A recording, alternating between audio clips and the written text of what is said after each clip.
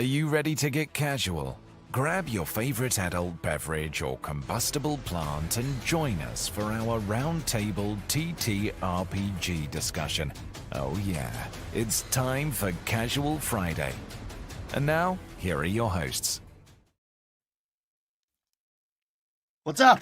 It's not Friday.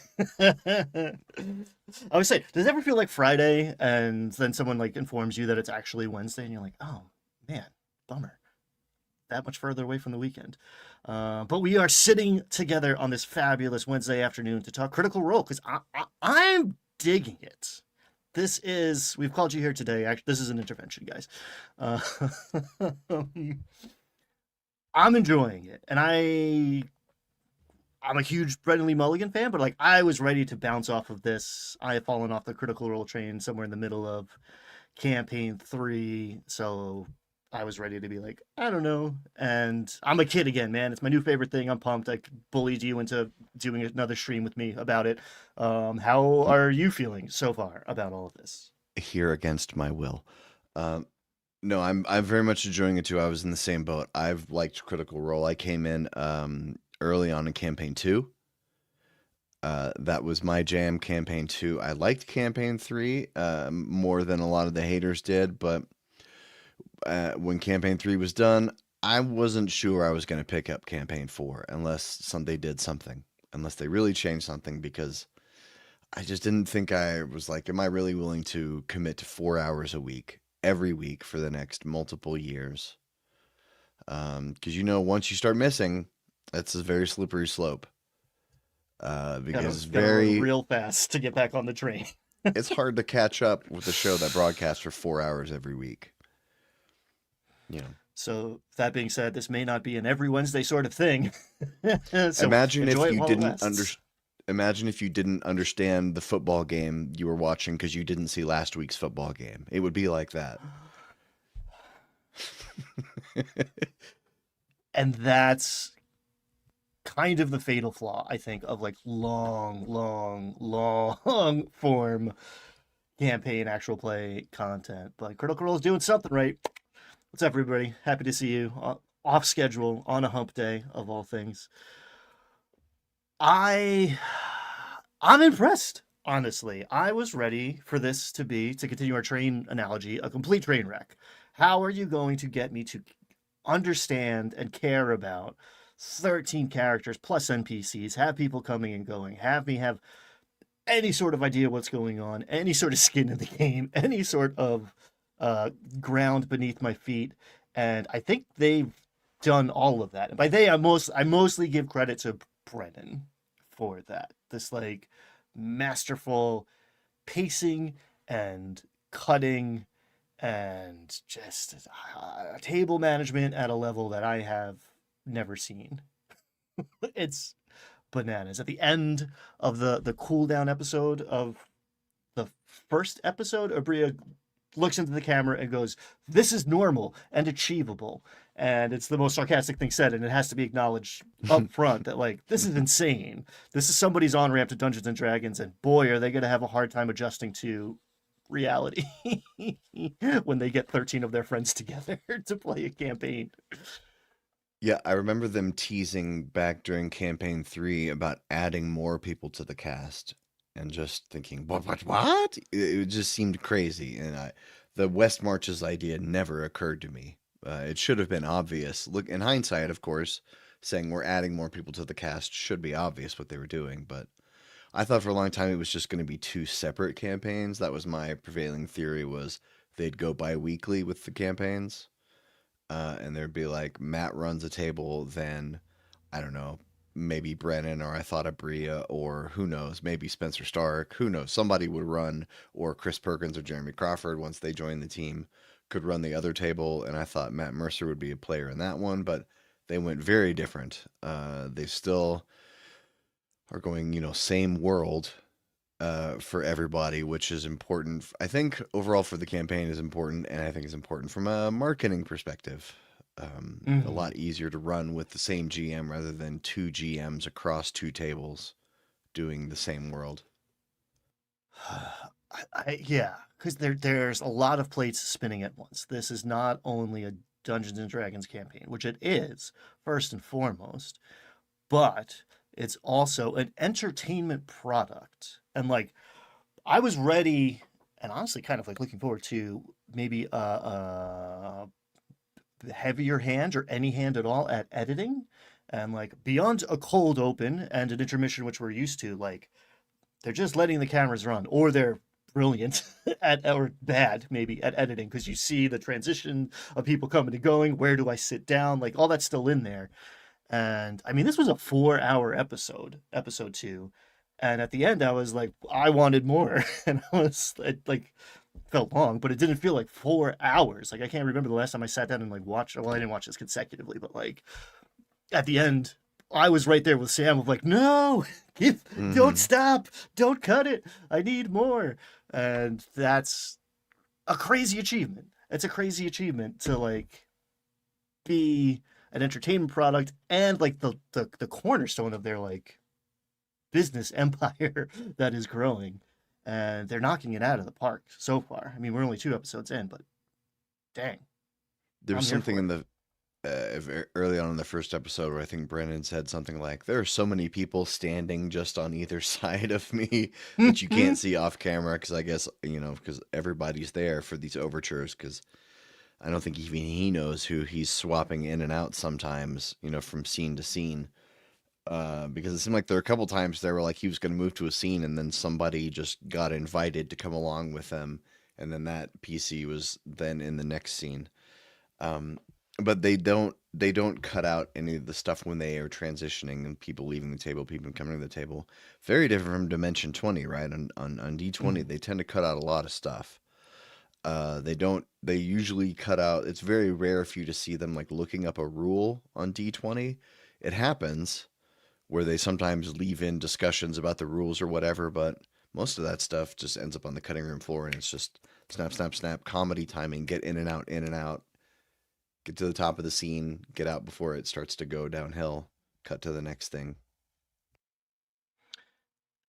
And I think that skill set is what Brennan brings. So it's like improv tools. In fact, at the end of this cooldown or whatever, in this cooldown, the like after hours episode that they do, like literally right after they finish filming like the main episode, he talks about the improv like precept rule of get to the story as fast as possible. And I think that is the only reason this is working, or the reason this is like working so well. So often at a table, you'll see players like, I have my cool thing. The way to make it cool is to hold on to it for as long as possible, and it builds up this big reveal, and so often that falls flat.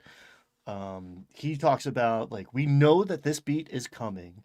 Get it on the table as fast as possible because the story is what happens after that happens, right? Like Wix, Sam's character is a cleric and his stats are all weird and they're on the screen. And I know he's not a cleric because his wisdom is a whatever, 11, right? He's a charisma Maybe. caster.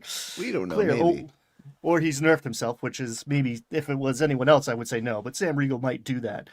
But he's a divine soul sorcerer, or he's a warlock with a celestial pack or something. Yeah, spoilers. Obviously, if you're watching this 8 minutes in, we've kind of kept it pretty vague. But we're going to talk about the episodes. So if you want to watch them clean, go for it. If you don't, hang out. It's cool. Yeah, we're gonna spoil. At the end of this episode, we still don't quite know what he is, but there's a pretty good telegraphing of like, okay, things are not as it seems. It makes sense that he's not a cleric in this world where the premise is the gods have been killed 70 years ago. He's something else. Cool. Get that out there. Now that's interesting. Get to the good part. Don't hold back. That's one lesson I'm going to like carry with me. Get to the story as fast as possible. The build up isn't what you think it is. Right. With most Sam Riegel characters, it seems like there's some element of deceit in them that they are, most of them, not who they first appear to be. Mm. But it seems like Wickander is at least genuine in his surprise about the things going on. It doesn't, like, maybe he's not a cleric, but I don't feel like he's being deceitful. And he could be, who knows, he could be a charisma cleric. Maybe he just wanted to play a charisma character, but he also wanted to be a cleric, but it also would be a little weird because this would be 2 consecutive clerics and campaigns Hmm. after a fresh cut grass, and I don't know if you count what was his face, the paladin he played, Breus. Is that his name? I didn't get past the explosion. I have some campaign 3 to catch up on. Oh, Oh sorry, wait, did I no, just Darrington? Not Darrington? Oh, you can spoil it, whatever you like. no. Um, After FCG dies, he comes back yeah, as a paladin who, of course, is not at first who he says he is. Um, Breus, I think. I think Breus was the name. and it's a very interesting arc to look at those 3 characters. So Scanlan isn't who he says he is because he's like projecting, this image of himself from some set of insecurities, standard, classic. Not is hiding secrets from like shame, right? Like hates herself. This terrible thing happened to her, kind of her fault. She doesn't want to be what she is. Um, and this guy is naive, I guess is the word, right? Like if you come up, he was raised in this family, accepting this propaganda. Like he's wrong about who he is. And we're going to watch him learn that. And what a great and brave character choice. So often players show up with like a level 1 character who has killed several dragons already, right? And Sam shows up as like, my guy has no idea what's going on. In fact, is like Mm. vastly misinformed by what's going on. Oh boy, is that going to be fun. 1 to play, but 2 to watch. Like I am always excited. I mean, when Sam's on the screen, I'm excited, but like I want to find out what's up with Wick, what's up with Grandma, code switching between her like Cockney accent to like high posh London whenever, someone's in front of her, like, hey, get rid of the old rug. She's on the She was Tayor. Downton Abbey to Peaky Blinders. Twin Steel says this here. I'm pretty sure I remember us having a conversation on regular on Friday Casual Friday that you don't want to miss your chance when you have your chance Yeah. to shoot your shot. If the campaign's gonna sometimes end before you can get all your secrets out. And when the guy says, the other player says, tell me about your backstory, don't turn your head and say, I can't possibly, because that might have been your shot. Well, one of my least favorite things of campaign 3 was watching Taliesin do that again and again. The you wouldn't understand, I'm too emo hair flip. Like, oh no, not at my table, not on my whatever television screen, not in my podcast. It's like, And he dude, didn't, share. and as a consequence, he didn't really get that much backstory in campaign 3. Mm-hmm. His backstory stuff was mostly settled by episode 20 or 30 or 40 when they did some research into the Greymoor Academy, and then after that was pretty much it. He didn't really have anything else. It was like he was in a gang, he grew up in an orphanage, and that was pretty much it for him. Which I Yeah. guess is what you get when you got an edgelord who doesn't want to talk about their backstory, is you don't get to talk about your backstory. Hey, if a player asks you, if a PC asks your PC about the character, that is an incredible gift. If an NPC asks you about the character, that's an incredible gift. Swing at the pitches. Take those opportunities because you're not going to get a ton of them necessarily. And if you never swing at the pitch, I'm gonna stop lobbing things your way eventually, especially as a player. You don't want to tell me about your character. Okay, cool. I guess I'll just play this game and tell you about mine instead, because I was only asking so I could tell you about mine in the first place anyway. Now you ask me back. Ask me back. Oh God. Oh, should we share Yes. So we have a tangled web of player characters here. but first let's And shout out Lubo. if you're watching this, go watch her. The queen of CR commentary, I would say, for a long time running now. Yeah, this is a graphic she made for C4 that she shared this on her Patreon. But she also shared this on YouTube as sort of like a Patreon freebie. So thanks, Lubafin Luna, for letting us use this. Big fan. How do we want to do this? Let's go spatially. I love walking through a map.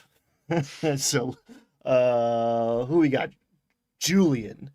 In this episode, well, I mean, one, just the idea that Matt Mercer is playing a total POS. Right? Like, this guy walks into the funeral where everyone is mourning this beloved character that links them all together, and he spits on the corpse when he gets a moment alone with it. And it's like, okay, what's this guy's deal? I want to find out.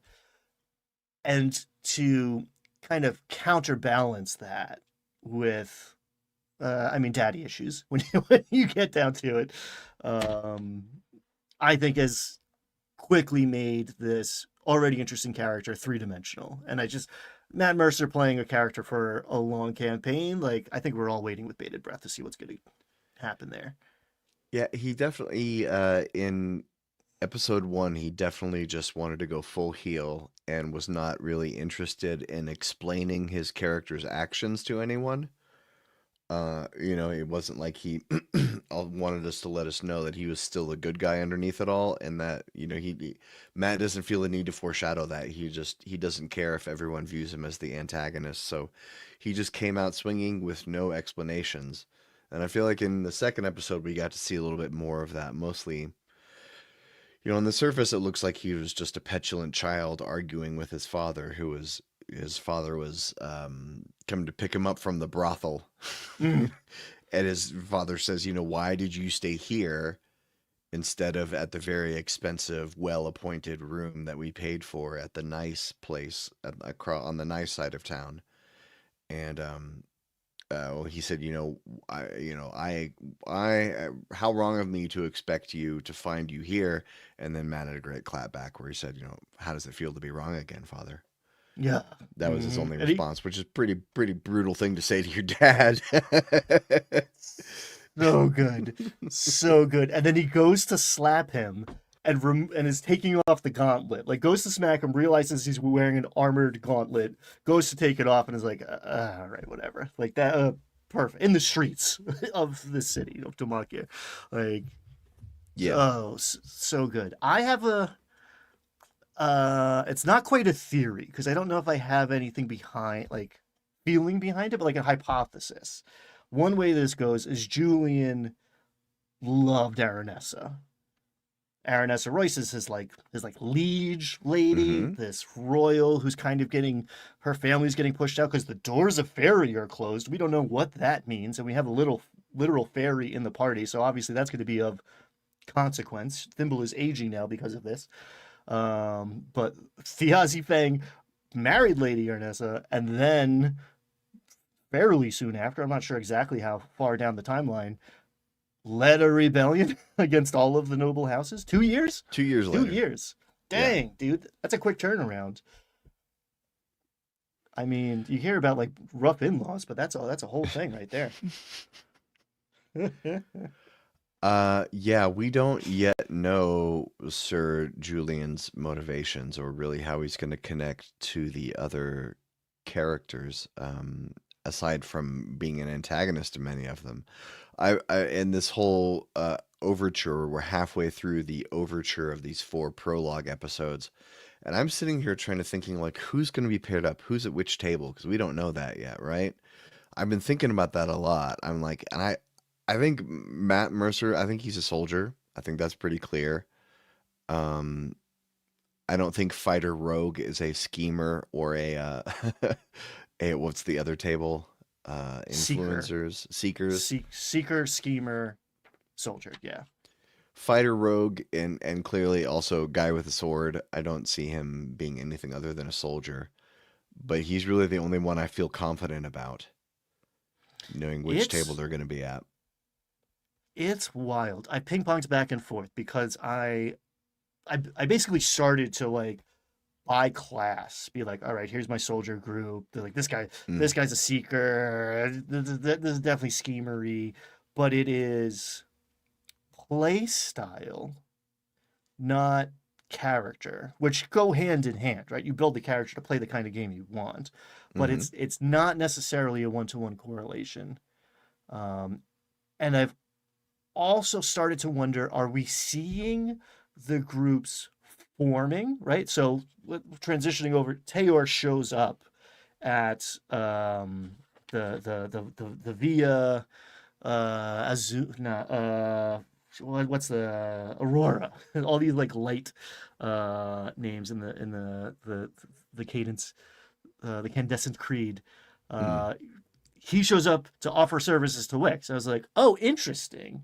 Travis is going to be at the table that Sam's at, and like they're playing very different kinds of characters. I wonder what that means. And it occurred to me, are we watching people interact now who are not going to interact for many episodes, right? Are you having all these interrelationships established in the overture before they split up, right? Like, I don't know. Hal is almost always next to Taisha. Does that mean they're in the same group going forward, or does that mean they're going to split up and we're going to see that relationship, and then it's going to be significant when they get back together? Who knows? Who Dozens, knows? tens, dozens, hundreds of episodes from now. I don't know, but it was cool to see Taylor like he's scheming. He's clearly a soldier in my mind, but now he's Mm. going to go work for the other side. It seems. I don't know. And It's Grandma's onto hard. him. It's hard not to picture Travis joining the soldiers, Mm. because the way he gets excited for combat in D&D, he's giddy like a school child. You know, he's got three fidget spinners on each hand under the table that we don't see a lot of the time. Look, you'll see a lot of time. He'll have the hand under the table, and he's fidget spinning down there. You can see the little blips on the muscles. He's fidget spinning. Travis has talked about his ADD several times. And, he's talked about getting bored at the table and stuff like that. But I don't know. But we're gonna find that out probably in a few weeks. Um, do you want to Yeah, when we get. go from Sir Julian Davenos? Do you want to move south or do you want to move east? Let's move east because we got Tayor, so we went to Cadigan, um, who I love. Like, could easily be a very boring character. Like, oh yeah, I'm the drunk ranger. I crawl in through the window because I'm afraid to use the door, which has some sort of like folkloric old way protection. There's that nail above the door. Hmm. He didn't go in episode 1. He didn't enter the house. Now he doesn't enter through the door. So like is that something? Hmm. I don't know. Or is he just a wild man? And it's like, haha, it's funny. But This clearly there's graphic more to says, Cadigan. yeah, this graphic says Mysterious Ranger, but this is made after episode 1. In episode 2, we learned he was part of the Torn Banner that he fought with Tayor. Because in episode 2 they open up with a flashback battle, right? Yes, I almost forgot about that. Cold open to a battle that we do not see the resolution of at all. It's like roll for initiative, cut. I imagine we're going to go back to that. It's a flashback, right? So that kind of removes a little bit of the tension. We know none of these characters are going to die, or there's going to be some serious time machine shenanigans coming up. But yeah, Cadigan and Tayor and Azune, who was a kid at the time, essentially, are all level 1 in that intro and are fighting in the Falconers Rebellion, presumably, with Yeah, I don't. Theozy. We don't know very much about the Falconers Rebellion yet, right? It just had something to do with Falcons, people fighting against the great houses. So many bird references. Uh, I see it's been hinted at, like it was clearly against the nobility. I think these noble houses see a power vacuum with the gods being out of the picture. Someone's got to take power. And we're still watching it play out. Like this rebellion, who we're sympathetic towards, I would say. I mean, we don't know if Theozy's like a good guy, but all these people that we're rooting for, these like heroic protagonists, were part of this, and they lost. And the nobility have since before then been consolidating power, at least in this city. And we saw a few moments of that. Like Azune meets his new boss in this episode, and that Hmm. was masterful.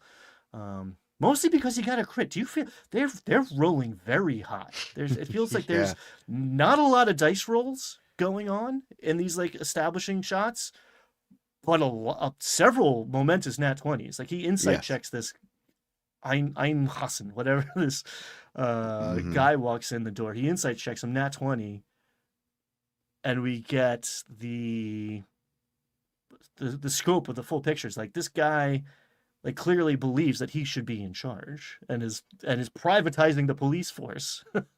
Whoopsie. No real world parallels here. Uh-oh. Seems bad, man. Doesn't seem great. So the Falconers Rebellion was 12 years before, right? I don't have a firm grasp on timelines, but it I feels think it was 12 years before because I think whatever the rebellion that was 2 years ago was something different. there's several things. There's like oak and ash or something, which we've gotten very little exposition about. There's another battle or another confrontation that happened that I don't have a clear understanding of, and I'm suspending my. I'm trying to be comfortable in that not knowing instead of running to Reddit and finding every theory about it until it's said on screen. I don't need to know what was said on an interview somewhere or something. Yeah. Well, I'm looking at the official recap for episode 2. They didn't mention the Oak and Ash or the War of the Axe and Vine. Axe and Vine. I think Oak and Ash is like maybe a tarot deck. I don't know. Yeah, we as frustrating as it is to only get little bits of information, this is overture though, and so a lot of these things are going to be explored. Like there was a lot of stuff just in episode 2, the world got so much bigger. Because we had heard the names of some of the houses, but in episode 2, it actually describes, the 5. And Brennen Lee Mulligan is a smart dungeon master. 5 great houses, not 9, not 13. They're 5 great houses. He knows what he's doing. This man, 5 great houses, and then some other houses that are not as important. But we see stuff like inside the magic school. We see how these great houses are their Game of Thrones like machinations against each other, even though we don't know very much of it yet. We've got the Downton Abbey / Peaky Blinders people who have who they worship the light, which we find out the light is actually angel juice. That was pretty Grandpa's in. wild. That was incredible. Grandpa in the basement. So the idea that the Celestials that were left after the war, like once the god died who summoned or created the Celestial was out of the picture, these things went feral and That were was a cool. tremendous problem. Like, oh, okay, cool, yeah, that makes sense. These things are just killing machines now, and we found out about 3 of them, I believe. We've got one from presumably the humans, right? These humans have an angel in the basement that they are milking like a maple tree to get Yep. their filament, get the magic juice out of him, his blood, his sap, which is the source of their power and also the most terrifying cliffhanger to end on I think I've seen in a long time. Like, Yeah. ooh, Very, yeah. very freaky. And there was the celestial, the halfling celestial is Mm, the coffin. They found the coffin. There was that was a very detailed subplot involving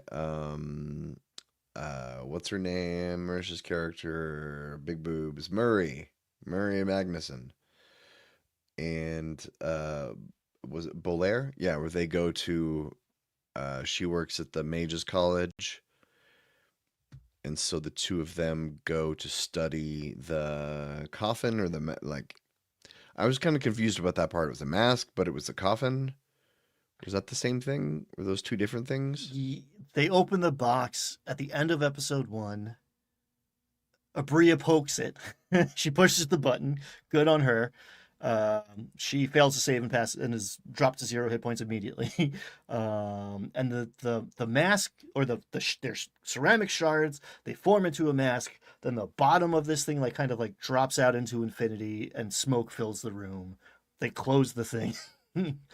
Open of episode 2, or early in episode 2. We find out this thing was a little snuff box in my mind, or it was smaller than a breadbasket, but we find out that this is actually the size of a halfling coffin, which is quite a bit bigger, and that it is fairly new. The wood is fairly new, but it is covered in these ancient silvered plates in celestial and halfling, and the psychopomp, which is a great word. The celestial that used to ferry halflings through this purgatory type of space to halfling heaven. Presumably what is in this box, or at least that's kind of what this box is saying, after Murray and Bolaire take it to Bolaire's museum, which is also a great way to drop lore. It's just all right, cut to the museum where I explain a lot of what happened in the Shapers' War and stuff. Oh, you're right. They didn't take it to the Mages College. They took it to his place. They took it to his spot where he works in the Loy wing, which is Taisha's family, and there is a pariah blade, which he describes so eloquently and never says it's cold steel, but they figured out how to make a cold iron blade, and that is the weapons that could kill the gods were cold iron. So that he talks about this arduous process to craft these things without it being touched by fire. And it's oh, sick, cold iron's back, nice. So the halfling, was there another celestial that was mentioned? The elves' psychopomp has some relationship with this Stone of Night song, the thing that Ashley's character has come looking for. Valis? I think it's Valis. Right? Valis? The veil, yeah, Valis. I feel like it's wrong because she's wearing a veil. But she is looking for it. Thimble and Thiazi stole this thing. And we find out, again, through some pretty crazy rolls, that it has something to do with the celestial that would ferry the elves to. So there's death everywhere. And one of the interesting things, especially in the D&D campaign, about what does a world look like without gods in it, is what happens when you die, especially in this game that we have been promised is going to be more deadly than your typical CR campaign. How does resurrection magic work? We know teleportation barely works past Misty Step, so what are we going to do now? We did get a really lovely Spare the Dying from Cadigan poking Thiazi and being like, yo, for real, bro? Are you just messing with us? That said a lot about their relationship. That was really, I don't know. The dark humor is always heartwarming to me. I enjoyed that one. So I don't know if we knew in episode 1, but we definitely learned. But I don't remember now why we went to the arcane college. But we learned that arcane magic is illegal in a lot of places, which they stole that from me, by the way. See, definitely stole that from me. Nobody had ever done that before I did it. Jim invented it. Everybody, TM, patented. TM. Yeah. So there's this plot about the houses influencing the ability to use magic, and because at the very end, it was near the end of the episode. I don't remember. Do you remember what was Murray doing at the school? She was going to work. She's like, "Oh shit, the sun's up. I got to go to work. Oh right. I have papers to grade." And it was just D&D with the day job is like such a That's that's funny. a thing you can do in a city campaign. You're not going to go to work from the mega dungeon, which is like, oh, I have class in a little bit, and she finds out, hey, more corporate capture. The nobility here have sacked. I want to say Long Bottom. It's like tall barrel. The halfling dean has resigned, quote unquote, has been forced out because you capture the police force, you get rid of the authorities, right? You get rid of the intellectuals. Classic, classic playbook we're witnessing in real time, very early on. Wouldn't expect less from Brennen Lee Mulligan, but Yeah. Do we know specifically why they pushed him out? to install their crony, Just to put right? their guy in. I think it got buried a little bit because she's doing her mom essentially. We've heard she's doing Kentucky holler punk wizard, which I love. So she's coming out with all these bananas expressions. So there was like an interlude about it being fishy because there's coins in her pocket or some shit. And it was just we leaned into the humor instead of the lore, which is almost always the right answer. But Mm.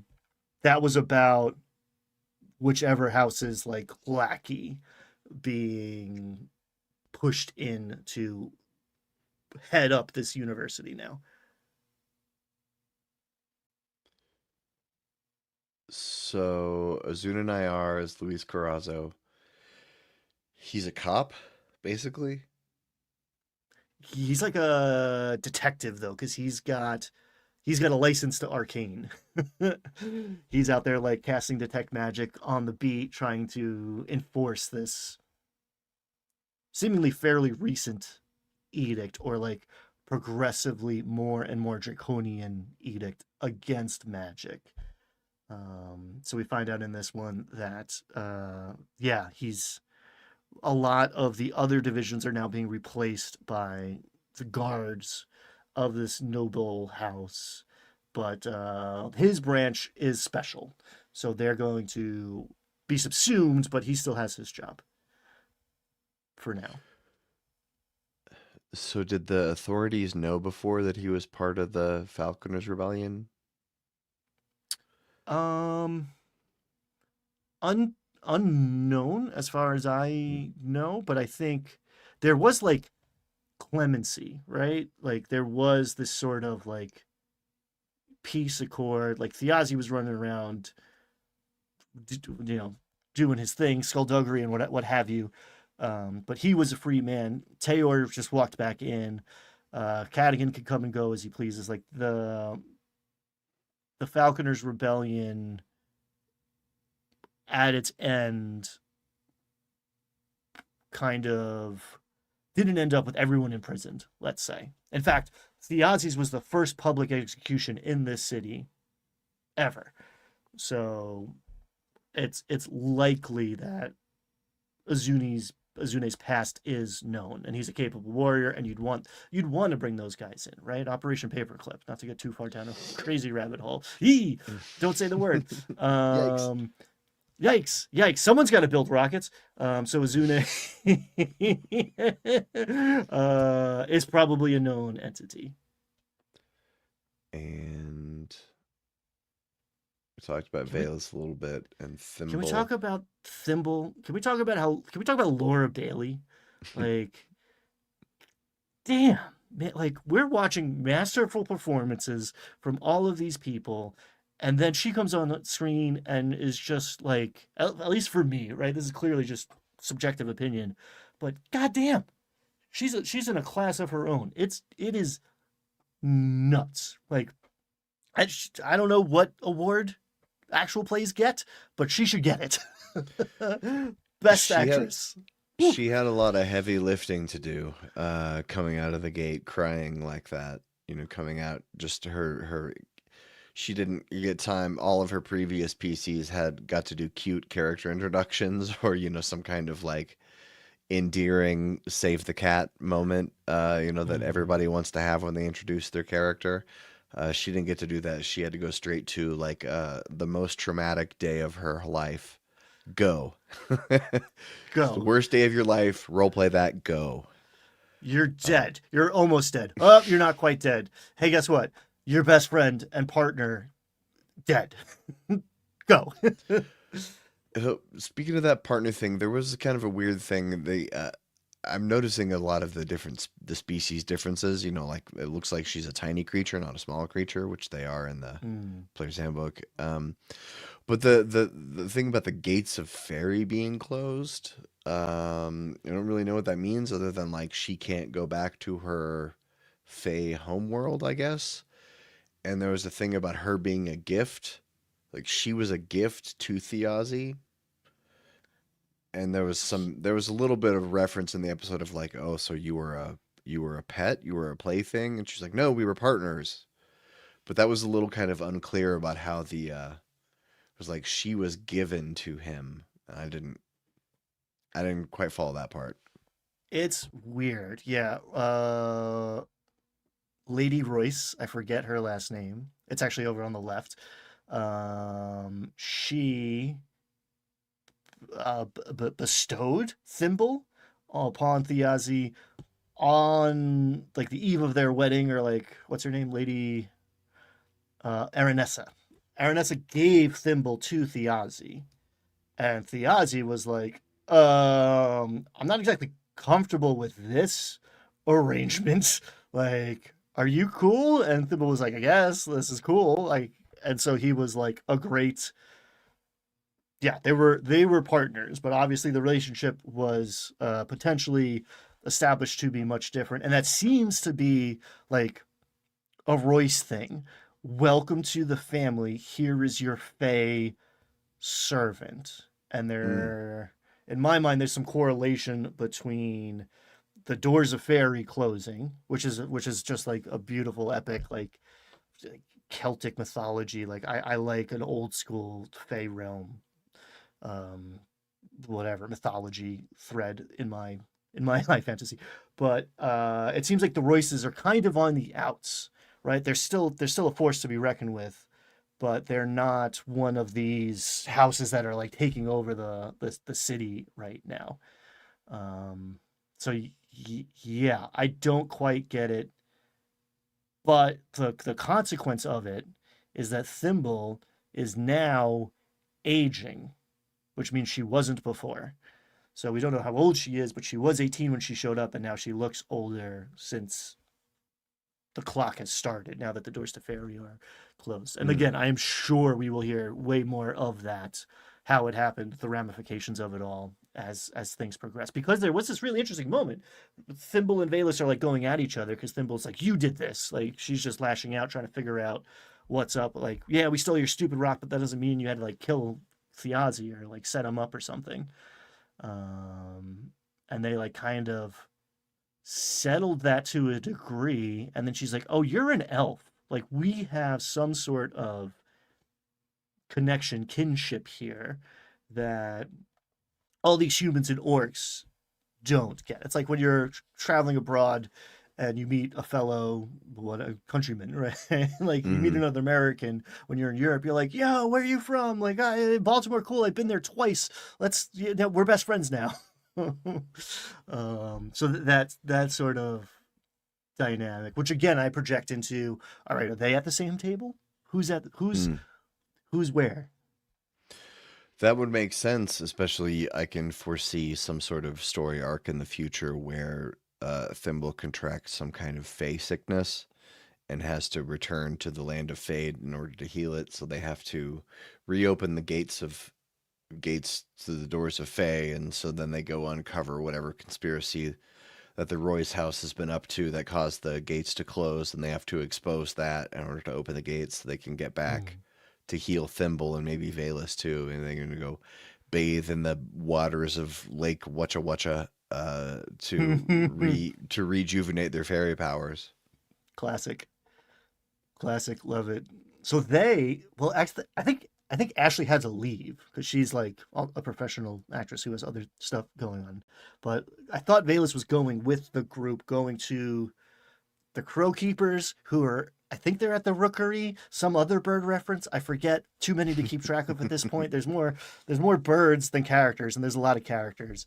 But they go to like the Thieves Guild who are implicated in Thiazi's or whatever, the intervening in Thiazi's escape plan.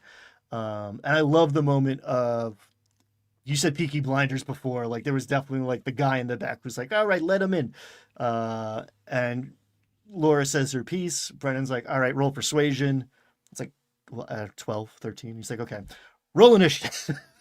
Just, we know what's up. That didn't work. Nah, you're getting jumped. We'll see you next week. Get out of my table. Next group, please. This episode was a masterclass in cliffhangers, like how to end a session of just like cliffhanger, and then like that last beat of an angel and an Iron Maiden in the basement getting juiced was incredible. But like even before that, all of these other beats, there's a new sheriff in town, quite literally. Your college has been overturned. You're about to fight. That's classic, and that's the one I'll reach for often. If it's like, well, we're gonna end early or go late, like roll initiative. You know what? Let's do it next week. Think about this for the rest of the week, guys. I'll see you. Brennan has this style that's so different than what Matt Mercer does, where Matt will let a scene sort of run its course before moving on to the next thing. And Brennan will do this thing where it's so wild. I don't know how he does this. But he'll just say, okay, we're going to move to this next scene, and these are the people who are in it. And then then they just start role playing, and he's like, okay, we're going to go to this place. Travis, you're there too. And I'm like, does Travis know what he's supposed to do in this scene? Like, he was just told that he's in the scene, and now they're all role playing, and then Travis is going along with it. I'm like, did Brennan tell them beforehand? Like, because we've got all these people, we're going to start here and move over to that so we can, I know it's not scripted, but maybe they did a little bit and like having a scene order or something. Cause it seems like he's like, okay, now we're going to go to this scene and it's got these people in it. Go. And then they role play all this to get to an end, and then we switch to this scene. I saw him do that the first time on Fantasy High, the first season. They were they were at the school. It was like they're at the school, and everything was taking too long. You could tell to Brennan's liking, things were taking too long.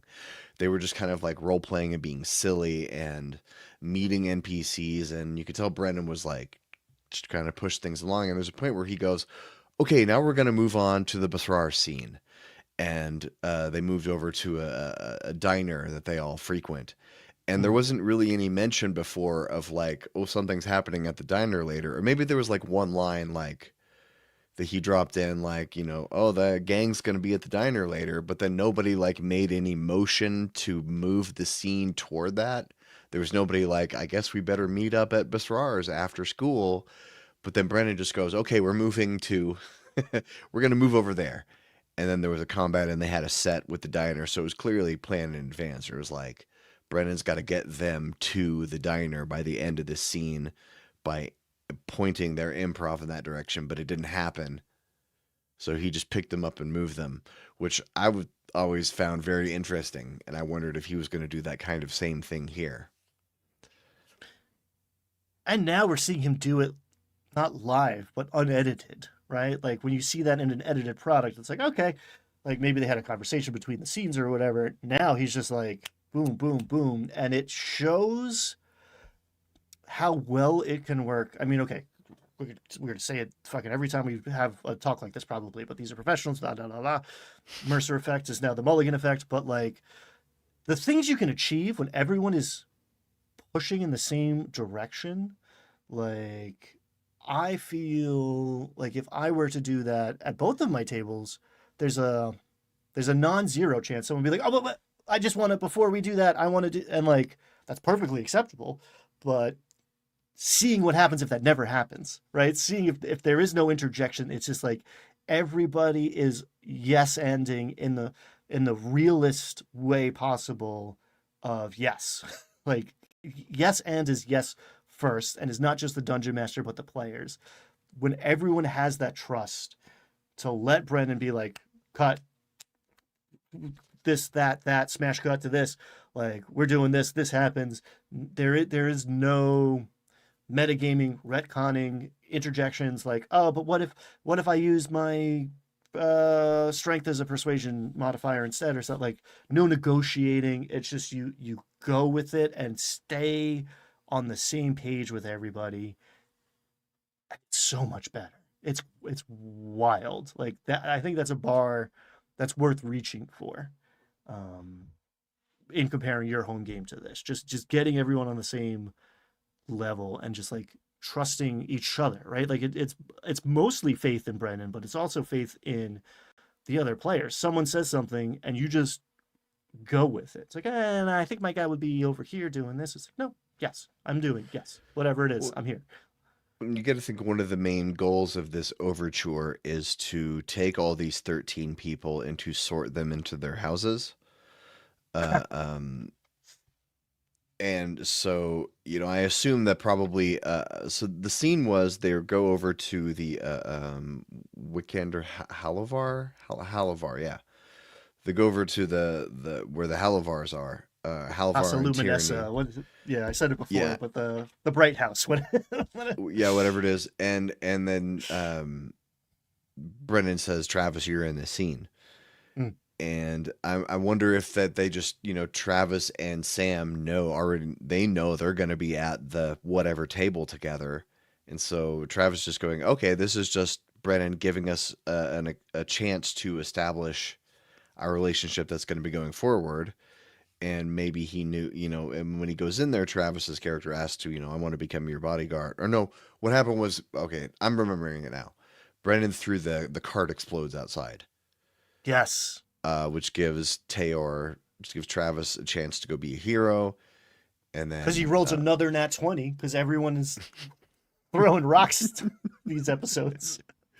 It'll come back around, right? Yeah. Somebody's gonna die next episode because it's all in that Mm-hmm. once. Mm-hmm. But yeah, I mean, it seems like I understand math. If Travis and Sam know they're gonna be at a table together, then it seems perfectly logical, that for them to be just thrown into a scene together, and Brennan gives them an event that they can then role play around. That event being, the guy getting hurt. Then they can role play that around and actually give their characters a chance to make it look more organic when they're actually all at the table together.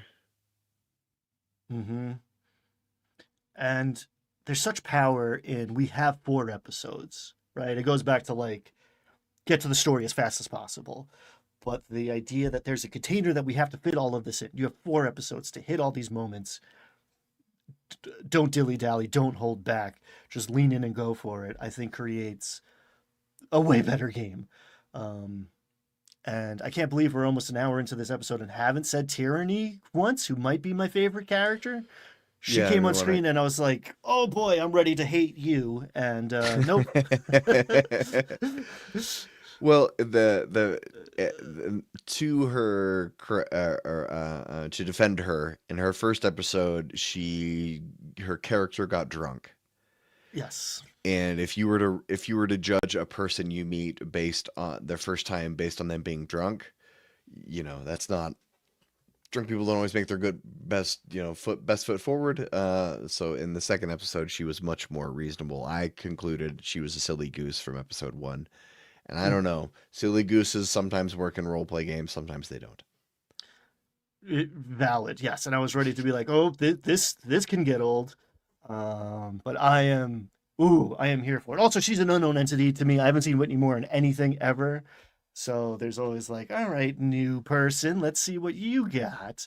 And it's solid gold. The scene with her sisters, with enmity and cruelty, and then the nerdy one. It was like the perfect little like Mean Girls clique. Let's see. I'll find the name. Yeah. Also, just like great. I'm a word nerd. Great word choices for vices. Agony. Agony. Right. Yeah. She's constantly hurting herself. Yes. Agony. Well, Well, Agony This was the whole little one, right? The one who had that most haunting line what was that? I think Agony is the young, or maybe it's Cruelty, but when Tyranny says something like, I've got a friend, was talking about making friends with someone, and the little one said, "Oh, that's fantastic. Then we can use your friends to our ends," or something like that. We're like, "Oh God." Yes, And he does it in that yes, like little kid kind of voice. We can use them to our yes, ends. yes. God, so good. The devil in a red dress, right? Or a Hmm. fluffy tooled dress in this Right. case of like because there's this and it's unclear. She clear like does she care for because so she's in on whatever the hell is going on. She knows grandpa's in the basement. Obviously this religion's full of shit and that the demons are something. She's in on it, and Wick isn't. And it's like, oh, is she like protective of this guy because he's like just good and naive, or is it just like, yo, man, this guy can't hang. You're making a mistake here. Like he's not cut out for this shit. Like I'm still not sure, and that's a fun place to be. Yeah, And I I don't kind know. of yeah, I got the feeling like that Tyranny and her sisters are working with the Halavars in a way that makes them think they're allied, but they also have their own sort of otherworldly ambitions that maybe we don't get, otherworldly intentions that we don't exactly understand. It's got to be schemes on schemes on schemes to fill three tables full of stuff in the same world. There's got to be a lot of backstabbing and scheming going on. Yeah, he says it in the cooldown, but Brennan like he's like, we're not starting a campaign. We're starting three campaigns. And like you feel it. This is like an overstuffed Oreo of high fantasy. There's so much going on. And as my players have learned to their chagrin time and again, the difference between a demon and a devil is you Mm. can make a deal with a devil. Mm-hmm. Demons don't have to keep their word. So it's gonna be interesting. And well, that's another good distinction. They are calling them demons, but are they tieflings? We don't know if Tyranny has a different kind of stat block. I've got the feeling there's a lot of homebrew running around here. Mm. Because we know that Perkins and Crawford made some subclasses for them. And we know that Mr. Matthew Mercer quite often makes custom subclasses for his players. Quite often he makes the most overpowered. I think that's why they ask him because they know he's going to make them something OP. Yes. Can I be a wizard with a gun, please? No, not a, no, please don't. All right, artificers, fine. Um, there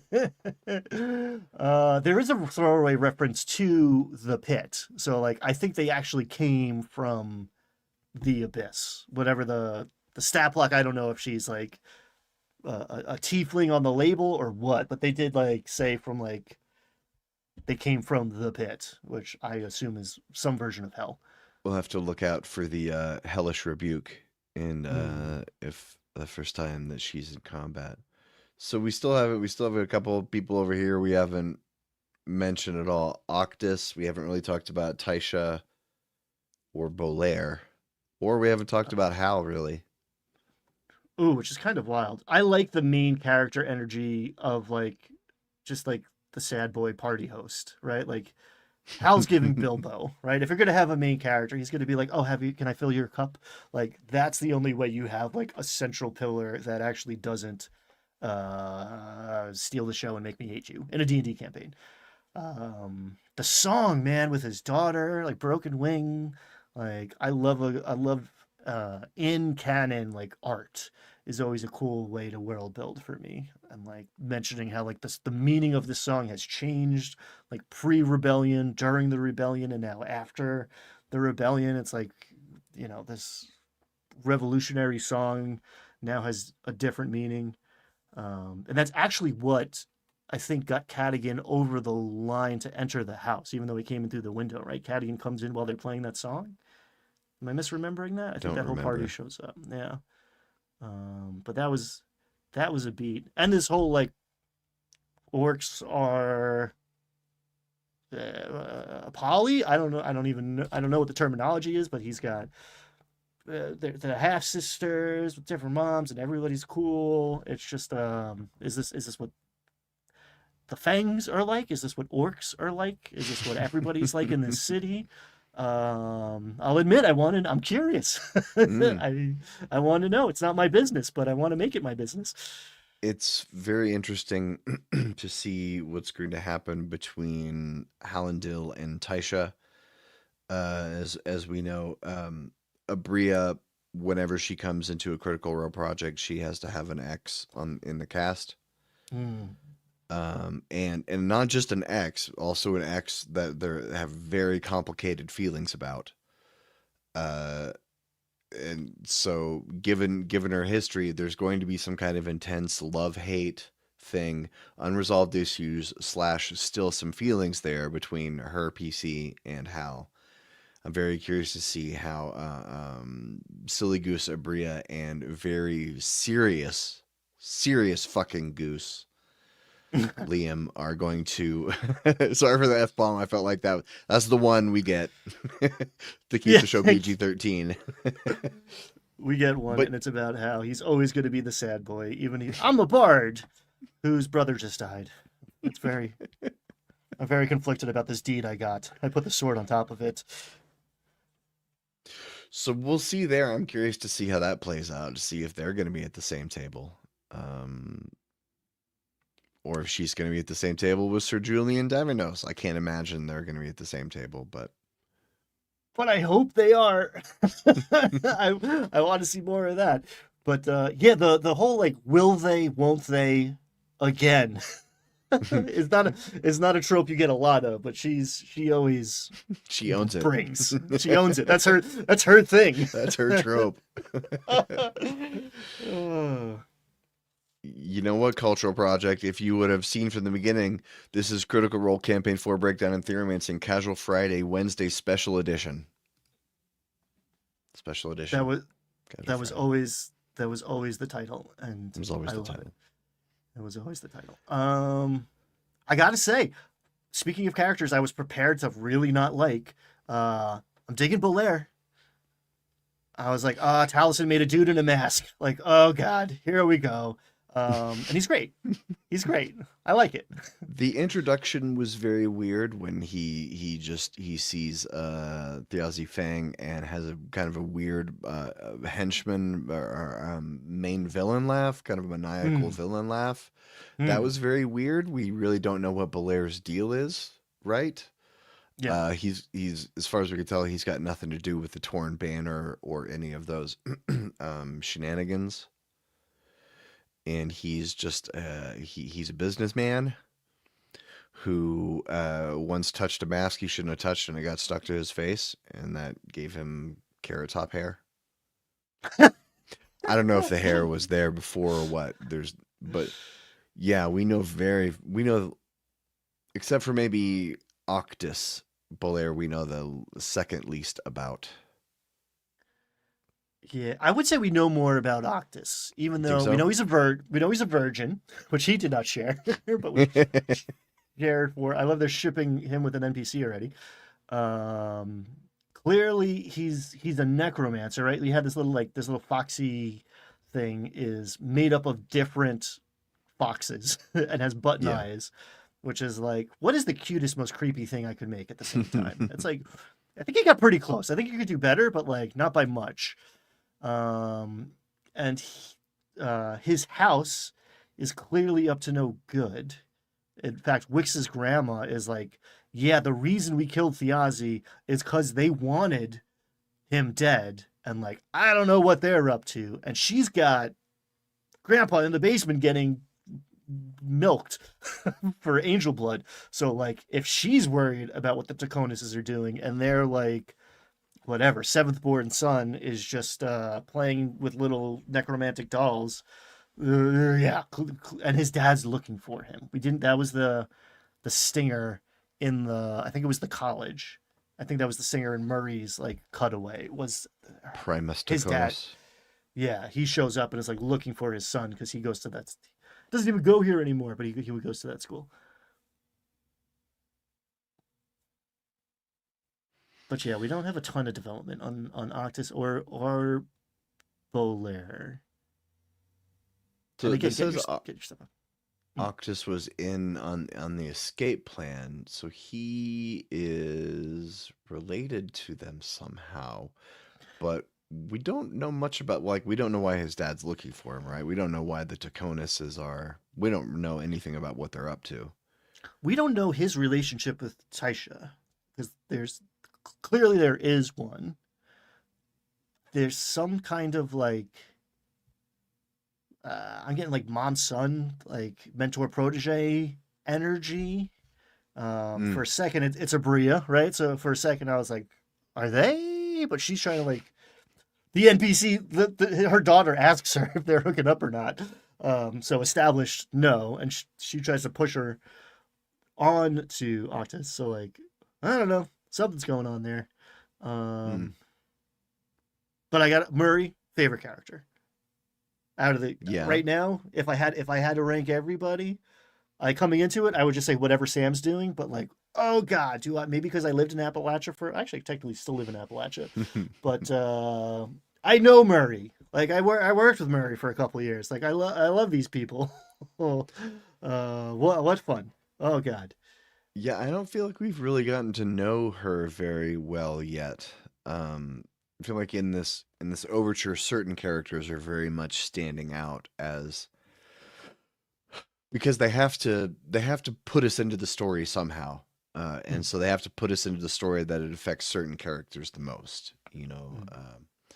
Like Hal and Wickander and Sir Julian and Teor and Azurne, whereas people like Thimble and Octus and Valus and Murray, basically everybody on the right side, the southeast quadrant, most of these people, I feel like their story bits just they haven't been able to touch on them yet.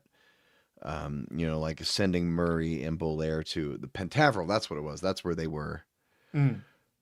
Pentaveril is the name of the school, but like sending them to go examine the mask is clearly like a just a side character thing in the movie when they send the two side characters so they have something to do. They send them to do a certain side quest just so they're not in the way of the main quest. Um, Ooh, I'm gonna push back on that a little bit because I okay. think this is actually so like we haven't got as much, but I think like what the criminal network was up to. Like Thiazi was like acquiring these magic items, relics. I don't know. Like Yeah.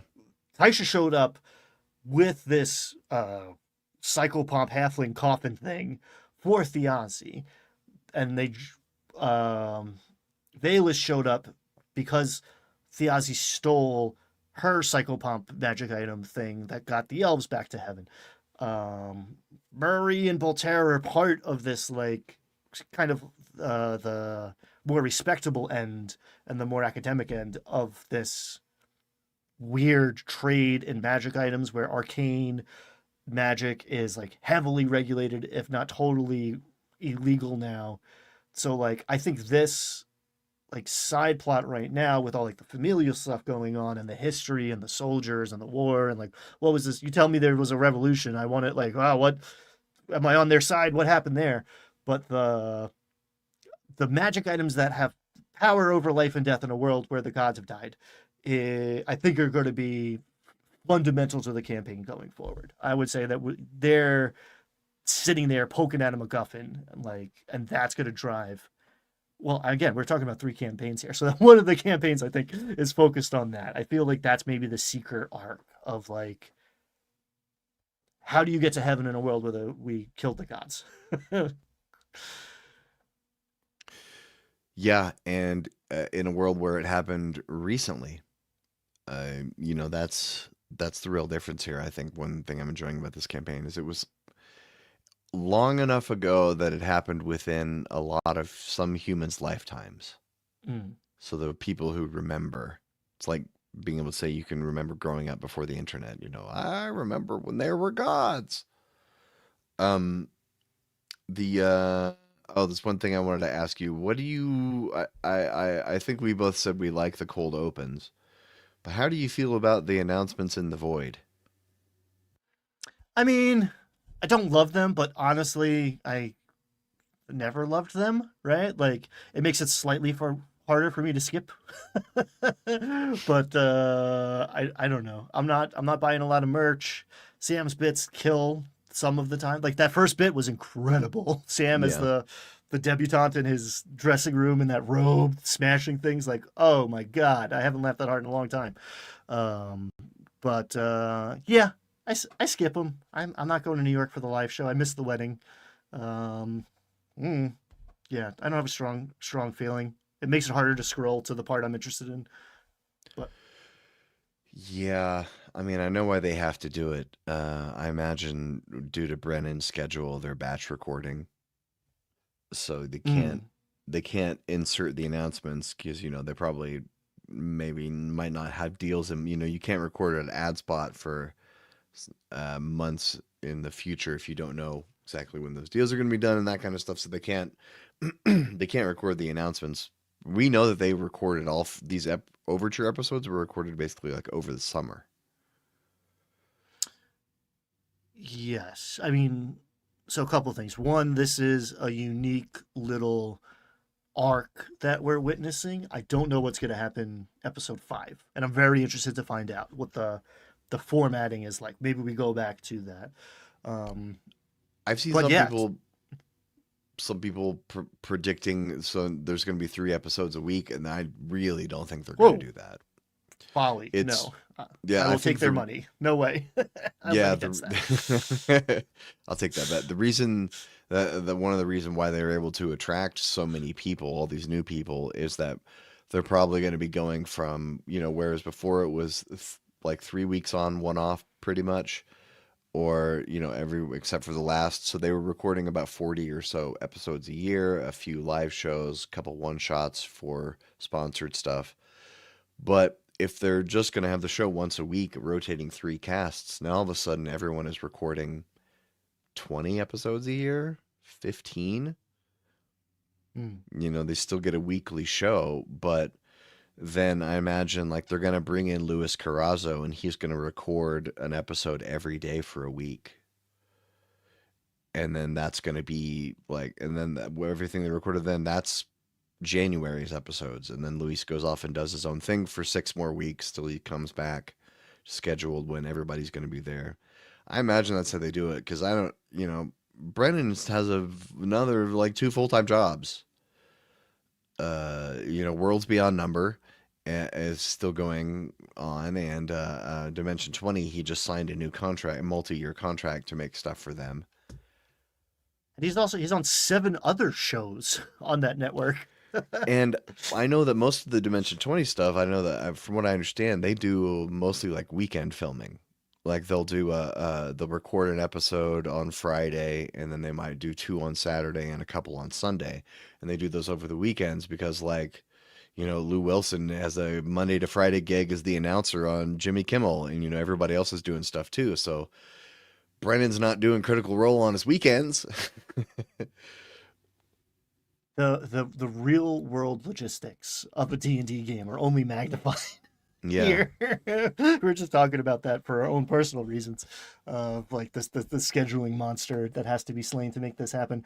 And we're Yeah. not dealing with 13 people who all have to be in the same room for hours and hours and hours, like on camera. Like I don't know if they're doing hair and makeup. I'm certainly not. I don't know what your camera ready routine is, but I brush my teeth even though you can't smell my breath on air. That's part of my ritual. That's a little tidbit about me you get for hanging on hanging on to the end of the episode. Just makes me feel ready. I don't know. It helps me get my Sure, game no, I face get on. it, sure. Whatever it takes. Uh, Are we done talking about the characters? I think we've hit everybody. It's hard to tell because there's so many of them, but I think that's everybody. It is many of them. I was thinking, when we were talking about, I don't remember what Octus's familiar is named, but I want to the say patch Pip, and I'm like 80% sure. Pip, Something like that. well, Pip? the patchwork. Then when you said, I don't know what could be creepier than that, I didn't hear the next like 90 seconds of what you were saying because all I was thinking of like what could be creepier than that. And I came up with something. So my pitch would be it's all patchwork. It's like a completely patchwork fox, like completely stuffed animal, except the teeth are real. Oh, Only the the teeth are real. Everything else is full stuffed animal. oh man, I that makes me think of two things. One, I finally got my physical copy of Dolmenwood, which we talked about. That's more casual Friday conversation, but in that there's uh, not even a big bad, but there's this like monstrous creature who has like ensorcelled some children to collect teeth for him, which is one of the most horrific things ever. Except maybe the fact that this angel in the basement, Sam's grandpa, has multiple rows of molars, though, because presumably angels are vegetarians. I don't know. That makes a weird amount of sense to me, but like just all molars, baby, but like sharks, just rows of molars. It's like, well, I don't know. I didn't that hit a button I didn't know I had. It was like, oh, Yeah. that's very awful. Thank you for that, I guess. Woof. Um, damn. Yeah. Epic. Like that's the way you end a 4-hour thing to get me to want to watch more. Yeah. Good on you. Impressive feat. Yeah. I don't think I have anything else to say. I made some notes, and I think we touched on everything. Pharaoh Celestials, the What do Falcon's Rebellion. Cold Iron, Psychopomps, birds. Yeah, get to the story, everybody. Like, what a great piece of advice. Just birds. We know that there's a beat coming. We know that there's part of our character's backstory we want to deliver or a thematic moment we want to get to. Don't place that at the end of your campaign, which we might never reach. If you have a plan about what's going to happen in 8 sessions, maybe it's better if it happens in 8 seconds. Like just get it out there and then see what develops when you step into the unknown after you've delivered what you have. Cool. Good. Cool. Maybe do this again. I don't Yeah. Hey, everybody. Tell us if you enjoyed this, because maybe we'll keep doing it if people watch it and stuff, right? This is kind of interactive. It's definitely, you can help make more of these. If you enjoyed it, tell us, because we're more likely to. And if you like it and you want us to come back and do it, we might actually put some structure to it. It'll be casual, I promise. We will never be fully organized. That is our promise to you.